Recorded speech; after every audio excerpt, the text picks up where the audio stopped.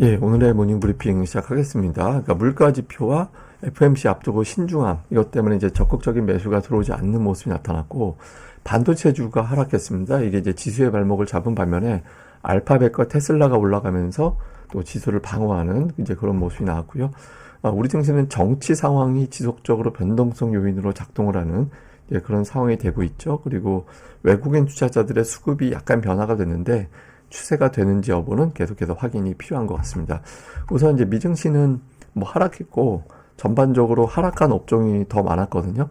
그러니까 테슬라가 속한 업종 그리고 알파벳이 속한 업종 정도가 플러스가 나고 나머지는 대부분 다 밀렸는데 낙폭 자체는 그렇게 크진 않았습니다. 그래서 좀 조심스러워하는 그 정도 단계였고 한국 관련된 지표는 MSCI 한국 지수는 올랐는데 이게 어제 우리 증시 올라간 거 반, 오늘 미증시 빠진 거 반, 이렇게 반영하거든요. 그러니까 어제 워낙 우리 증시가 많이 올랐기 때문에 원래는 되게 많이 올라가야 되는데 0.49밖에 안 올라갔잖아요. 그래서 전체적으로 초반에 좀 고전하겠구나. 이렇게 이제 한국 관련된 데이터에 투자하는 사람들은 그렇게 이제 봤던 것 같습니다. 뭐 주요 뉴스들 정리해 보면 CPI 앞두고서 10년물 국채 금리가 4.2% 넘어갔거든요. 이게 매파적인 금리 인하가 단행될 것 같다. 이런 분석들이 나오고 있거든요. 그러니까 12월에 금리는 내리는데 내년도에는 두세 번밖에 안 내릴 것 같다. 이런 전망이다 보니까 FOMC 앞두고 물가지표 보고 FOMC에서 어떤 발언이 나오는지 좀 봐야 되는 거 아닌가?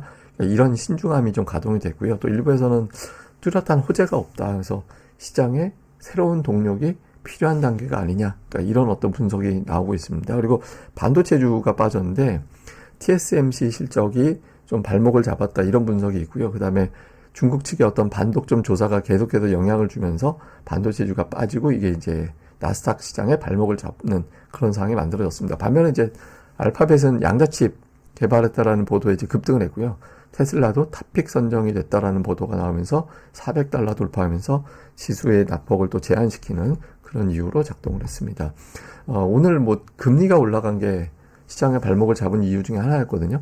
10년물 금리가 4.22% 정도까지 올라갔는데 뭐 경계감이다 뭐 이런저런 이야기 나오는데 제가 보기엔 그거보다는 제가 이 방송하면서 여러 번 설명드린 적이 있습니다만은 미국의 대규모 국채 발행이 진행이 될 때 금리가 올라간다 이런 말씀을 드린 적이 있었잖아요. 왜냐면 자금이 국채 쪽으로 좀 빠져나가는 국채 발행 저 입찰에 빠져나가는 측면이 있고 또 이자 많이 받으려고 일부러 금리를 좀 높이는 그런 작전 아닌 작전이 진행이 되거든요. 근데 오늘 3년물 580억 달러 정도의 국채 발행이 진행이 됐어요.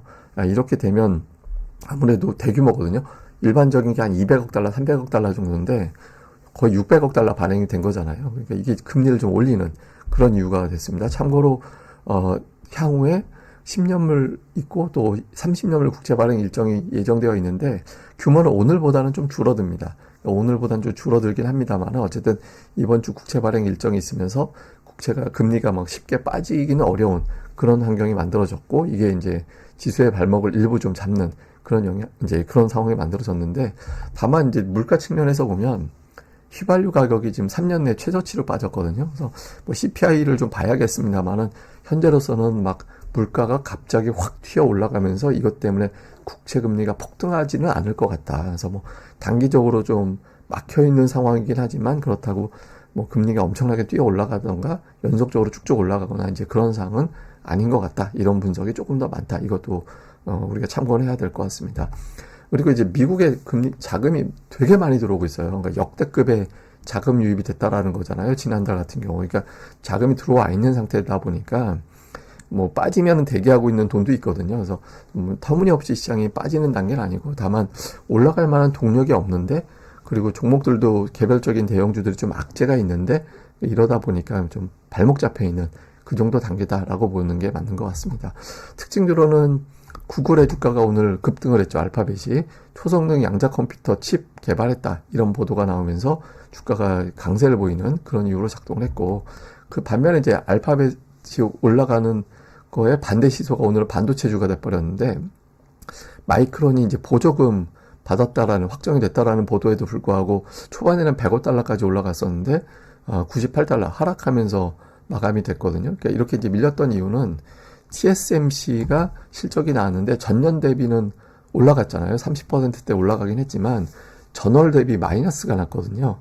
이렇게 되면서 TSMC가 공급하는 업체들, 엔비디아, 애플 주가가 이제 하락하는 그런 이유로 작동을 했고, 그리고 이제 엔비디아 자체는 뭐 약세, 여기에다가 이제 또 뭐 구글 이런 업체들이 자체적으로 칩 개발하는 거 아니야? 뭐 이런 경계감도 좀 있었겠죠. 그러니까 기타 등등의 어떤 재료가 나오면서 이제 반도체주들이 지수 발목을 잡는 그런 상황이 됐고요. 그리고 테슬라는 오늘 400달러까지 넘어갔습니다.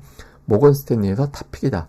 그리고 다른 증권사에서는 머스크가 이제 정부에 참여하기 때문에 자율주행이라든가 AI라든가 이런 쪽의 승인이 빨라질 거다.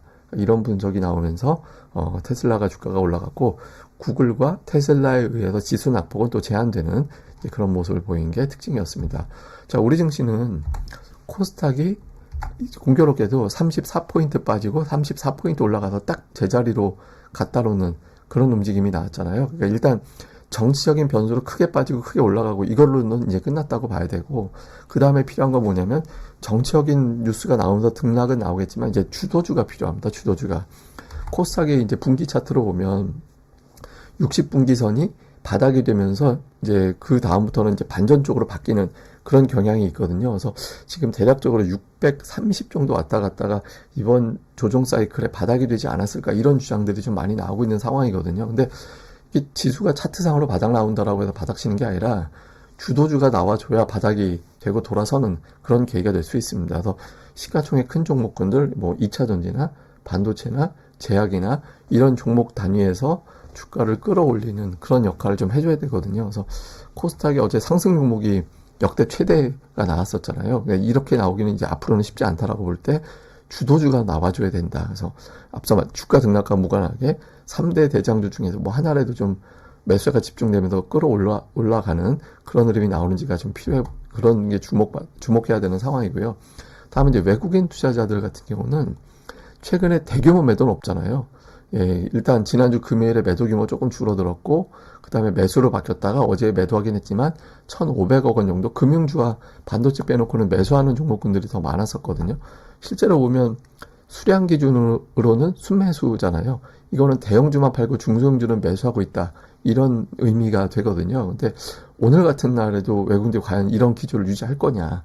금리가 올라갔고, 그리고 미국에서 반도체주가 빠진 상태에서도 그럼에도 불구하고 만약에 최근 들어서 어떤 패턴 자체를 유지를 한다라면, 그러면 외국인들이 돌아섰을 가능성이 있다.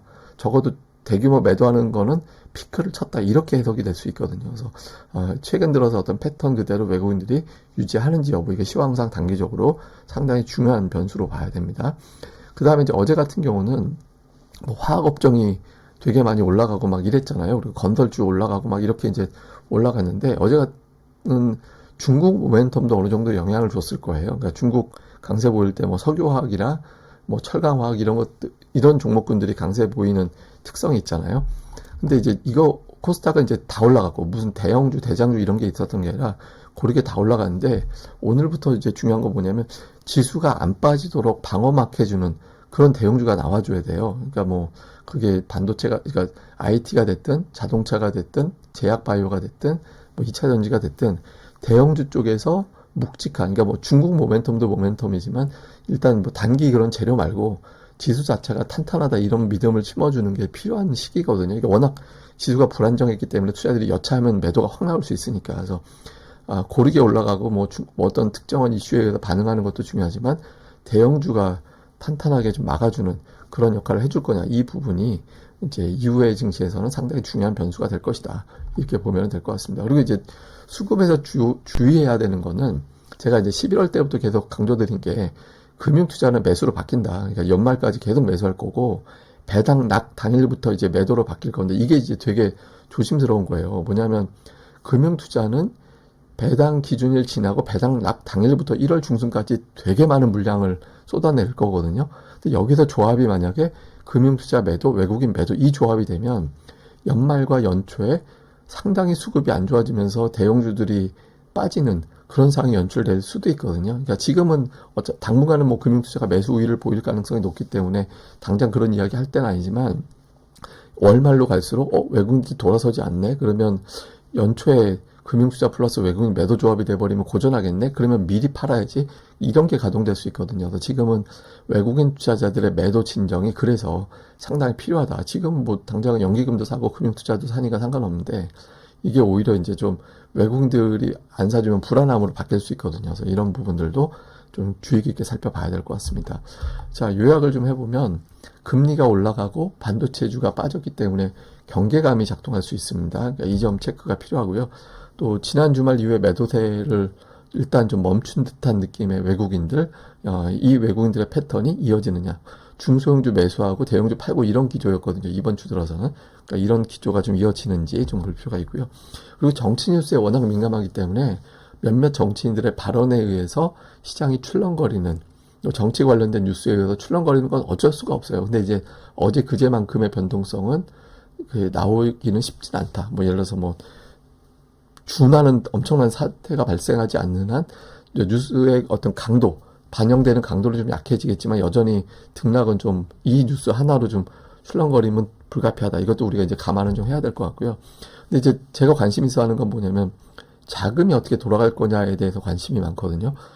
시장이 이렇게 흔들렸지만 이제 정책이 바뀔 가능성이 높아졌잖아요. 이에 따라서 투자자들의 관심이 이어질 거냐. 예를 들면 개인 투자들이 지금 4조 원 정도 팔았거든요. 그러니까 이 자금이 다시 증시에 재투입될지, 또 외부 자금이 주식시장에 관심을 보일지, 아니면 개인들이 아예 그냥 떠나나가면서 예탁금이 계속 줄어드는 단계로 바뀔지, 이게 되게 중요하거든요. 이게 지금 국내 자금이 미국 시장에 나가 있고, 가지고 있는, 우리나라 투자자들이 가지고 있는 미국 주식이 140조 원 정도 된다는 거잖아요. 그리고 어제 나온 보도를 보니까 11월에 한국에서의 디지털 자산 거래 대금이 2,540억 달러에 이르렀다라는 거예요.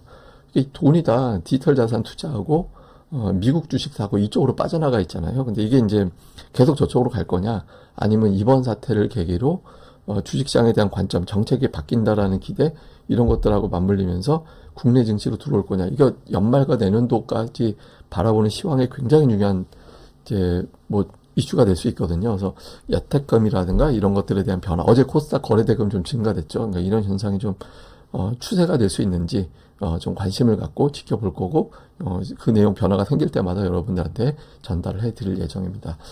예, 그럼 오늘 하루도 잘 보내시고요. 저는 다음에 뵙겠습니다. 이 방송 구독하기와 좋아요, 꼭 부탁드립니다. 감사합니다.